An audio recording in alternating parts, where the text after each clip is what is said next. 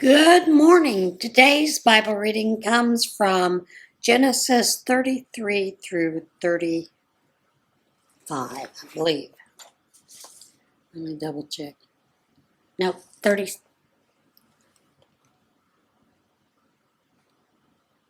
Well, gotta read one more chapter. We're going to make it 34, 33 through 36.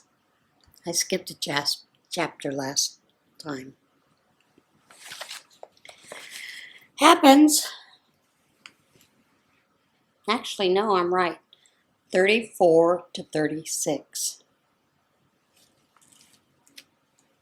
One day Dinah, the daughter Leah had given Jacob, went to visit some of the women in that country. Shechem, the son of Hamor the Hivite, who was chieftain there, saw her and raped her. Then he felt a strong attraction to Dinah, Jacob's daughter, fell in love with her and wooed her. Shechem went to his father Hamor. "Give me this girl for my wife." Jacob heard that Shechem had raped his daughter Dinah, but his sons were out in the fields with the livestock, so he didn't say anything until they got home. Hamor, Shechem's father, went to Jacob to work out marriage arrangements. Meanwhile, Jacob's sons were on their way back from the fields. Heard what had happened. They were outraged, explosive with anger. Shechem's rape of Jacob's daughter was intolerable in Israel and not to be put up with. Hamor spoke with Jacob and his sons. "My son Shechem is head over heels in love with your daughter. Give her to him as a wife. Intermarry with us. Give your daughters to us, and we'll give our daughters to you. Live together with us as one family. Settle down among us and make yourselves at home. Prosper among us." Shechem then spoke for himself, addressing Dinah's father and brothers. And here comes the son. "Please say yes, I'll pay anything. Set the bridal price as high as you will.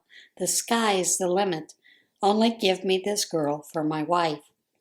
Jacob's sons answered Shechem and his father with cunning. Their sister, after all, had been raped. They said, "This is impossible. We could never give our sister to a man who was uncircumcised. Why, we'd be disgraced. The only condition on which we can talk business is if all your men become circumcised like us.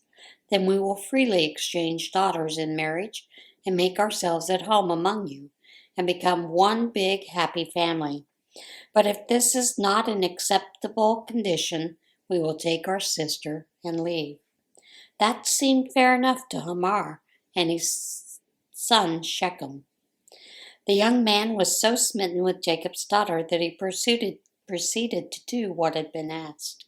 He was also the most admired son in his father's family. So Hamor and his son Shechem went to the public square and spoke to the town council. "These men like us, they are our friends. Let them settle down here and make themselves at home. There's plenty of room in the country for them. And just think, we can even exchange our daughters in marriage. But these men will only accept our invitation to live with us and become one big happy family on one condition, that all our males become circumcised just as they themselves are.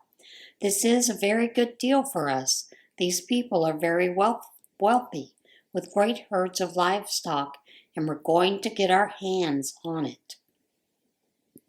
So let's do what they ask and have them settle down with us." Everyone who was within the city agreed with Hamor and his son Shechem. Every male was circumcised. 3 days after the circumcision, while all the men were still very sore, 2 of Jacob's sons, Simeon and Levi, Dinah's brothers, each with a sword in hand, walked into the city as if they owned the place and murdered every man there. They also killed Hamor and his son Shechem, rescued Dinah from Shechem's house, and left. When the rest of Jacob's sons came on the scene of slaughter, they looted the entire city in retaliation for Dinah's rape. Flocks, herds, donkeys, belongings, everything, whether in the city or the fields, they took, and then they took all the wives and children captive and ransacked their homes for anything valuable. Jacob said to Simeon and Levi, "You've made my name stink to high heaven among the people here, these Canaanites and Perizzites. If they decided to gang up on us and attack, as few as we are, we wouldn't stand a chance. They'd wipe me and my people right off the map." They said, "Nobody is going to treat our sister like a whore and get by with it." God spoke to Jacob, "Go back to Bethel. Stay there and build an altar to the God who revealed himself to you when you were running for your life from your brother Esau." Jacob told his family and all those who lived with him, "Throw out all the alien gods which you have. Take a good bath and put on clean clothes. We're going to Bethel. I'm going to build an altar there to the God who answered me when I was in trouble and has stuck with me everywhere I've gone since." They turned over to Jacob all the alien gods they'd been holding on to, along with their lucky charm earrings. Jacob buried them under an oak tree in Shechem. Then they set out. A paralyzing fear descended on all the surrounding villages, so that they were unable to pursue the sons of Jacob. Jacob and his company arrived in Luz, that is Bethel, in the land of Canaan. He built an altar there and named it El Bethel, God of Bethel, because that's where God revealed himself to him when he was running from his brother. And that's when Rebekah's nurse Deborah died. She was buried just below Bethel, under the oak tree. It was named Alan Bakuth, weeping oak. God revealed himself once again to Jacob after he'd come back from Paddan Haram and blessed him. "Your name is Jacob, heal, but that's your name no longer. From now on your name is Israel, God wrestler." God continued, "I am the strong God. Have children, flourish. A nation, a whole company of nations will come from you.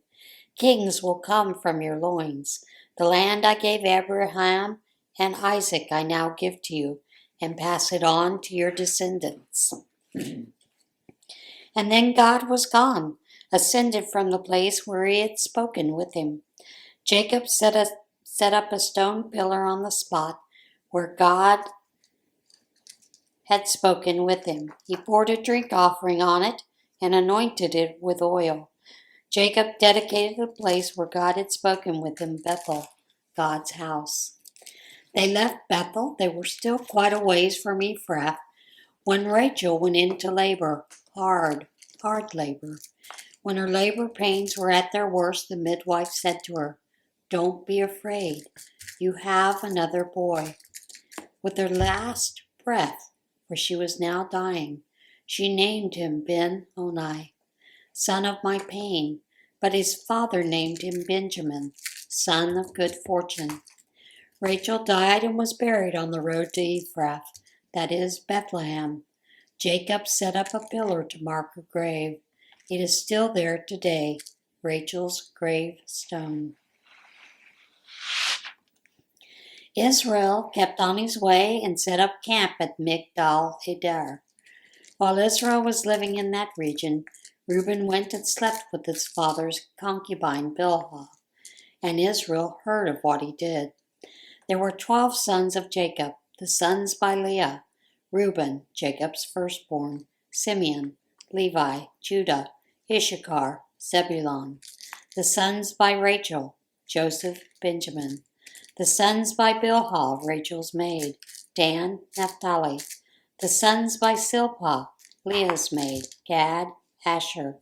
These were Jacob's sons, born to him in Paddan Haram. Finally, Jacob made it back home to his father Isaac at Mamre, in Kiriath Arba, present-day Hebron, where Abraham and Isaac had lived. Isaac was now 180 years old. Isaac breathed his last and died, an old man full of years. He was buried with his family by his sons Esau and Jacob. This is the family tree of Esau, who is also called Edom. Esau married a woman of Canaan, Adah, daughter of Elon the Hittite. Oholibamah, daughter of Anna, and the granddaughter of Zibeon the Hivite, and Basemath, daughter of Ishmael, and sister of Nebahoth. Edah gave Esau Eliphaz. Basemath had Reuel. Oholibamah had Jeush, Jalem, and Korah. These are the sons of Esau who were born to him in the land of Canaan.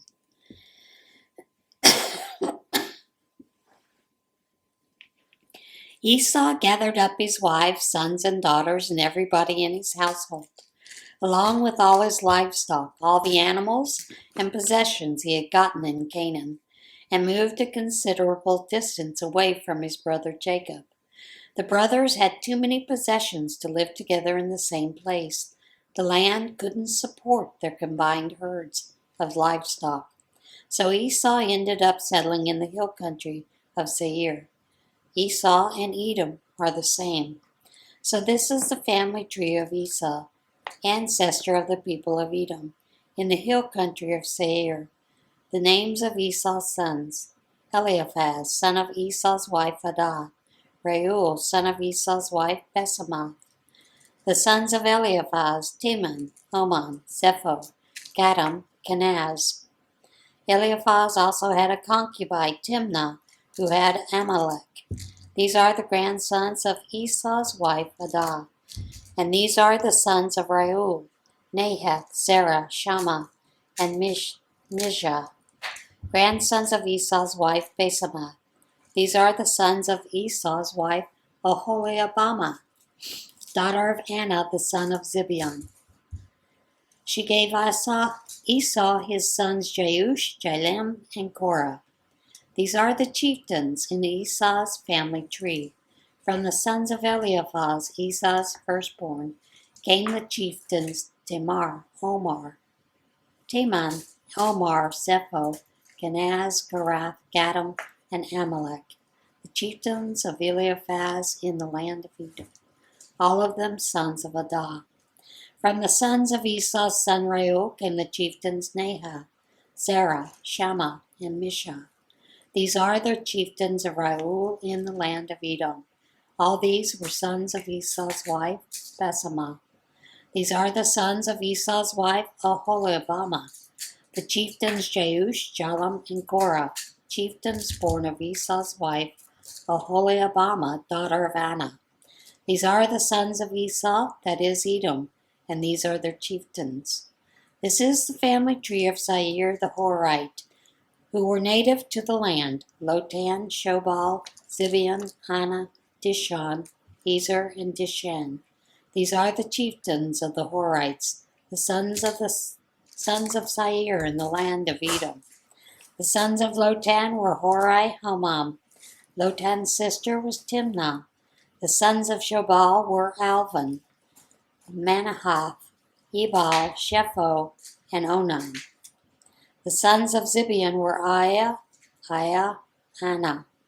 This is the same Anna who found the hot springs in the wilderness while herding his father Zibeon's donkeys. The children of Anna were Dishon and his daughter Oholibamah. The sons of Dishon were Hemdan, Eshban, Ithran, and Keran. The sons of Ezer, Bilhan, Zavan, and Akan. The sons of Dishon, Uz, and Aran. And these are the Horite chieftains: Lotan, Shobal, Zibeon, Anna, Dishon, Ezer, and Dishan. The Horite chieftains, clan by clan, in the land of Seir. And these are all the kings who ruled in Edom before there was a king in Israel. Bela, son of Beor, was the king of Edom. The name of his city was Dinhabah. When Bela died, Jobab, son of Zerah from Basra, became the next king. When Jobab died, he was followed by Husham from the land of the Temanites. When Husham died, he was followed by Hadad, son of Bedad. He was the king who defeated the Midianites in Moab. The name of his city was Avith. When Hadad died, Samlah of Rekha became the next king. When Samlah died, Shaul from Rehoboth on the river became king. When Shaul died, he was followed by Baal-Hanan, son of Akbar. When Baal-Hanan, son of Akbar, died, Hadad became king. The name of his city was Pau. His wife's name was Mehetabel, daughter of Matred, daughter of Mezahab. And these are the chieftains from the line of Esau, clan by clan, region by region: Timnah, Alva, Jeteth, Oholiabama, Elath, Pinon, Kenaz, Teman, Mibzar, Magdiel, and Aram, the chieftains of Edom as they occupied their various regions. This accounts for the family tree of Esau, ancestor of all Edomites. And that is it for this Bible reading. As always, get in touch with God today, and I'll see you again tomorrow. Bye.